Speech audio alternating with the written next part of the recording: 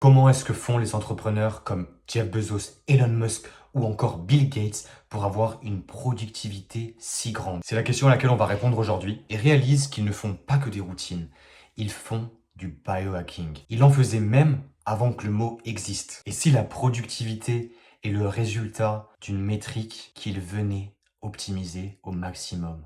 L'énergie, le mot de la source de la création. Dans cette vidéo, je vais te montrer des techniques très simples à mettre en place pour que tu puisses avancer et passer à l'étape supérieure. Ainsi, on va voir comment est-ce que tu peux hacker ton corps et ton esprit pour atteindre une productivité d'élite. Avant de rentrer dans les techniques, il est pertinent de le définir. La productivité qui est le résultat multiplié par le temps. Jusqu'à là, tout est bon. La métrique qui vient empêcher toute cette productivité, c'est si ton énergie est basse. En étant privé de ce qui te permettrait d'aller mieux, tu es seulement en train de détruire ton système. Imagine-toi devant ta to-do list, peu importe où tu l'as fait, si c'est sur l'ordinateur ou sur une feuille, et que tu as mis tellement de choses, mais tu ne sais plus quoi faire. Tu vas te tourner vers le café, vers le Red Bull, vers tout ce qui va être quelque chose qui va te donner de l'énergie à court terme. Puis tu vas en payer les frais. Les trois piliers mentaux que chaque personne et entrepreneur doit mettre en place pour pouvoir passer à l'étape supérieure. 1. Le sommeil. Ce n'est pas une surprise. C'est la première habitude, le premier pilier biohacking à optimiser. On a bien compris qu'il faut utiliser des lunettes rouges, qu'il faut faire en sorte de ne pas utiliser un écran avant de se coucher, ou même encore avoir des stores, un masque pour les yeux, une chambre ventilée, dormir nu ou alors avec des vêtements amples. Mais ce qui sera le mieux, ce sera de mettre en place un tracker qui viendra vérifier si tu fais correctement tes habitudes. Et en créant l'habitude d'utiliser ce tracker, tu pourras par la suite optimiser ton énergie parce que tu verras ce que tu fais bien ou mal et tu pourras savoir ce que tu peux faire par la suite. Et je peux te garantir que depuis que j'ai commencé à faire une routine du soir, je vois une différence sans précédent. Je suis beaucoup plus serein pour la journée d'après. J'ai déjà écrit mes objectifs, j'ai déjà préparé mes vêtements, j'ai déjà préparé tout ce dont j'ai besoin. La seule chose que j'ai à faire, c'est de me réveiller. Je suis déjà prêt pour le lendemain. À côté du sommeil, on va avoir aussi la nutrition. On va chercher à diminuer le sucre, à augmenter les bonnes graisses. On va faire du sport court et intense parce qu'on n'a pas beaucoup de temps dans la journée. On a beaucoup de choses à faire. Le reheat, cette manière de faire du sport qui est de faire des très courtes séries, la méthode que j'utilise et qui est tellement efficace. Je te la conseille également. Je mettrai un lien dans la description pour que tu puisses, si tu veux, lire un article sur Reddit pour que tu puisses comprendre ce que c'est. Et c'est en faisant ce sport court, tu vas être capable de réguler ta testostérone et ta dopamine. Deux hormones clés pour le succès. Ton cerveau, c'est l'ordinateur de ton corps. Si ton ordinateur ne fonctionne pas bien, comment est-ce que tu vas faire pour réussir? C'est pour ça qu'il faut que tu cherches à que ton corps il soit en bonne santé et à côté de ça que ton cerveau soit bien aussi. Le docteur Huberman suggère qu'il serait pertinent de faire 21 minutes de méditation, mais je peux te garantir que entre 1 et 5 minutes, ça peut vraiment changer ton état émotionnel, ta clarté d'esprit et que tu sois plus présent. D'ailleurs, je me rappelle, il y a beaucoup de fois où j'ai négligé la méditation ou même que ce soit la respiration Wim Hof et à chaque fois que je le faisais, le lendemain, je me sentais d'une manière très apaisée. Comme si en fait l'effet de la respiration Wim Hof venait après le sommeil, après la nuit. Comme une récompense différée. Et tout ça, tu dois chercher à l'optimiser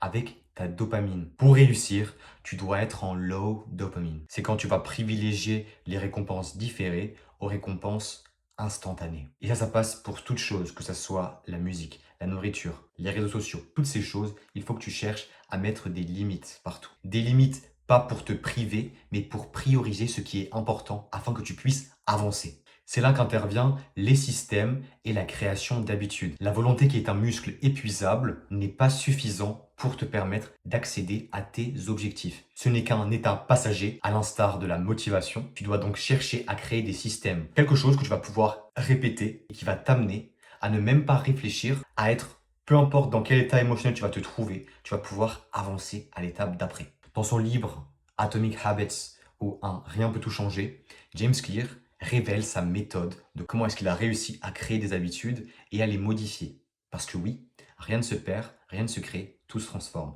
Tu ne peux pas supprimer une habitude, tu peux seulement la modifier. Et il révèle 4 étapes clés. La première, c'est l'évidence. Il faut que cette habitude, cette chose, elle soit déclenchée par quelque chose de visuel dans ton environnement, qu'il soit physique ou mental. Par la suite, il faut que tout ça, ça soit attrayant, qu'il y ait un avantage perçu. Ensuite, il faut que ça soit facile. Et enfin, il faut que ça soit satisfaisant. Imaginons, le soir, tu te prépares, tu fais ta routine du soir.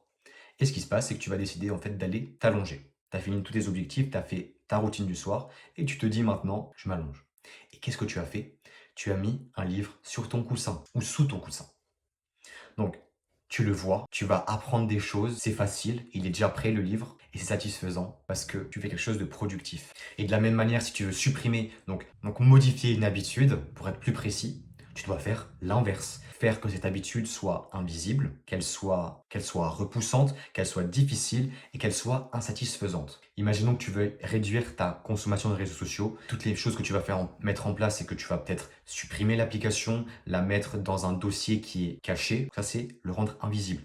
Par la suite, tu vas le rendre repoussant et difficile. Tu vas utiliser une application notamment comme Opal, qui va venir mettre limite de temps, où tu vas devoir en fait attendre pour pouvoir en fait prendre une pause, et tu peux même aller à le rendre insatisfaisant. Il y a une application, je me souviens même plus en fait comment elle s'appelle, c'était quelque chose en rapport avec les abeilles là, Bee je crois ça s'appelle, où en fait tu vas, à chaque fois que tu vas utiliser les réseaux sociaux, tu vas mettre une limite, ok?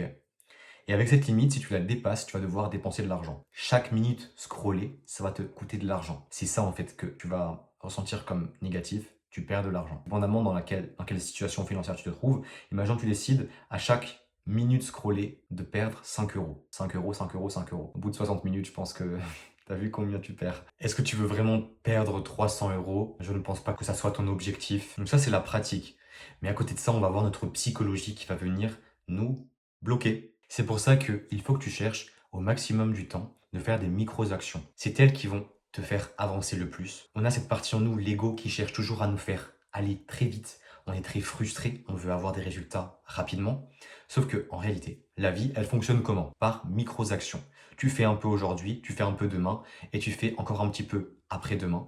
Et tu as fait beaucoup plus que si tu avais fait tout d'un seul coup et que tu n'avais pas été habitué. C'est plus facile pour le corps, et au fur et à mesure tu changes ton identité, tu deviens plus capable de faire les choses. Et un petit plus que je pense que tu connaissais déjà, c'est que si tu as une tâche à faire qui dure moins de 5 minutes, fais-la tout de suite. Même pas besoin d'attendre après. Fais-le tout de suite. Si imaginons, je sais pas, tu dois faire une miniature et que ça va pas te prendre longtemps, que c'est vraiment une idée de vidéo super rapide, tu fais la miniature rapidement, en 5 minutes c'est fait. Et tout ce que je te dis, ça fait vraiment la différence entre un entrepreneur qui se respecte, qui cherche des solutions, à côté de celui qui, en fait, subit sa situation, sa psychologie. Donc voilà des étapes actionnables que tu peux mettre en place afin que tu puisses obtenir les résultats de productivité mentale.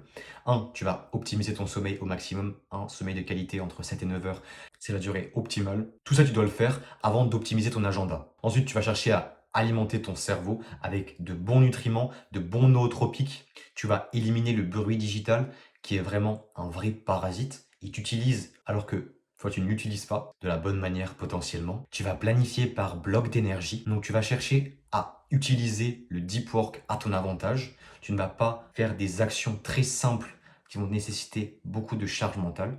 Tu vas plus prioriser ce que tu peux déléguer dès maintenant. Et puis l'intérêt dans tout ça, c'est de tester, d'ajuster, de voir ce qui fonctionne ou pas. Alors je suis actuellement en train de te préparer quelque chose de légendaire. Alors reste bien accroché. Je vais bientôt te le partager et j'espère que ça pourra changer ton quotidien. Moi, c'est Théodore. Je cherche à aider les entrepreneurs en ligne qui sont intéressés par le biohacking pour optimiser leur énergie. Je te laisse t'abonner si tu veux, liker, commenter. On se retrouve à la prochaine. Prends soin de toi. Salut.